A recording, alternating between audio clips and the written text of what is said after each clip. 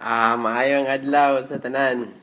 Welcome sa Ice Buko Khan Academy project nga offline. Offline ang Khan Academy na siya sa internet karon, popular na siya sa YouTube, pero kinahanglan kag internet access para makakuha ka sa ilang lessons. Now, ang among project karon is among i-check kung kay in theory mo work daw ang Khan Academy offline sa Raspberry Pi o sa mga tablet. Okay? So, ang Raspberry Pi, himo na tong server, headless server, so walay monitor, walay keyboard, walay mouse, Pyra, power supply, o ganyang card.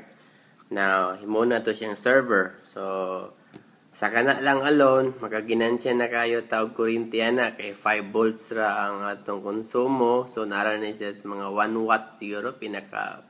Pinakataas is 3 watts. So, server ninyo computer, that's 300 watts. Kanang ordinary nga computer. So, mga unom siguro na kakuan. 50 light bulbs. 50 watts light bulbs. So, muna siya, no? So, dayon, ang ato dayong ipare sa atong Raspberry Pi is ang tablet. Now, cheap tablet. Tag $60 ra. So, Raspberry Pi, tag $35 plus power supply plus card is mga $57. So, $120 na nakay server, same time na nakay client. Okay? So, muna siyang day 1 na to. Tanaw na to kung unsay resulta sa Khan Academy offline. Nindot kay ni, kay dili na mo kinahanglan magamit og internet. Ang consumption ninyo sa internet every month, so dili na kayo mo mabalaka na. Now, igod na lang ninyo i-update ang inyong server once in a while or once in a month.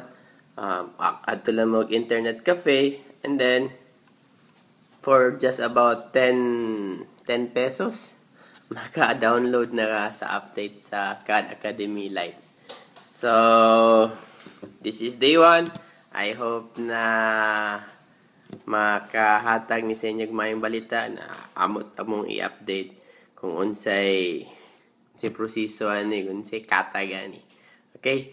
Thank you kayo. See you tomorrow for day 2 and sa update sa Khan Academy Lite sa Ice Buko. Thank you.